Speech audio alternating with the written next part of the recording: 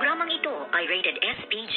Striktong patnubay at gabay ng magulang ang kailangan. Maaaring may masiselang tema, lengguwahe, karahasan, sexual, horror o droga na hindi angkop sa mga bata.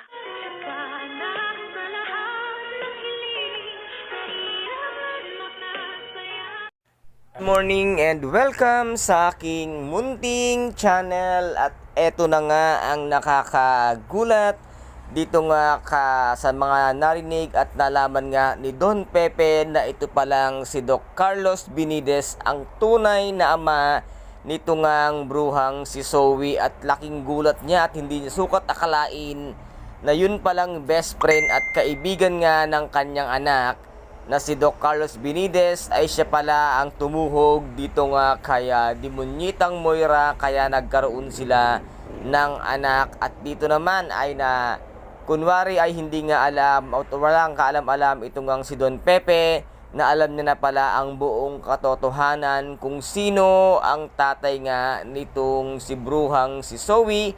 At dito ay tinawagan nga nitong si Miss Lynette Santos itong kanyang asawang si Dr. Carlos dahil nga paggising niya at pagmulat ng kanyang mga mata ay wala sa kanyang tabi ang kanyang minamahal at ang kanyang asawang ang si Doc Carlos. Kaya tinawagan niya ito kung nasa saan nga ba siya. Hindi naman niya sinagot ang tawag dahil nga kasama niya ang kanyang anak na si Zoe. At dito nga ay nasabi nitong si Doc Carlos na hindi kita anak mababayaan dahil mahal kita. At dito pa nga ay nasapok at nasuntok nga nitong si Doc Carlos si Moira dahil sinabi nga niya na wag niyang isasali sa kademonyuhan at kalokohan ang kanyang anak dahil siya ang kanyang makakalaban. At dito naman ay narinig nito ngang si Zoe ang usapan nga ni Balahadja at nito ngang si Demonyitang Moira na balak na nilang tapusin at tudasin nga itong si Don Pepe. Ano kaya ang gagawin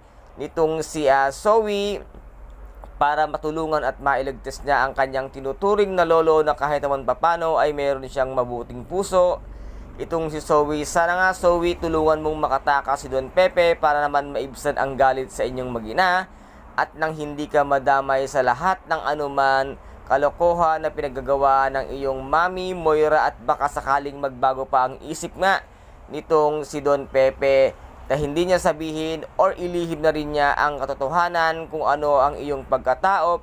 At kung sakali man na ibulgar nga ni Don Pepe ang katotohanan ay tuturuan niyang tanggapin nito ngang si Dr.